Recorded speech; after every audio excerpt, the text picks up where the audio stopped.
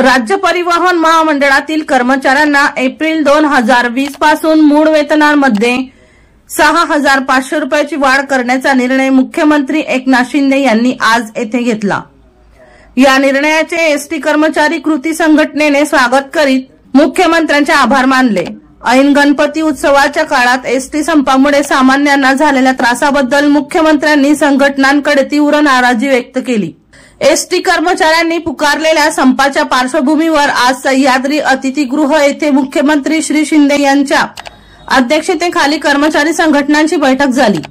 यावेळी उपमुख्यमंत्री देवेंद्र फडणवीस, उद्योगमंत्री उदय सामंत, आमदार सर्वश्री सदाभाऊ खोत, गोपीचंद पडळकर, मुख्यमंत्र्यांचे अप्पर मुख्य सचिव डॉक्टर IS चहल, अप्पर मुख्य सचिव विकास खारगे, परिवहन विभागाचे अप्पर मुख्य सचिव संजय सेठी, वित्त विभागाचे अप्पर मुख्य सचिव OP गुप्ता, एसटी महामंडळाचे व्यवस्थापकीय संचालक माधव कुसेंकर यांच्यासह विविध कर्मचारी संघटनांचे प्रतिनिधी उपस्थित होते।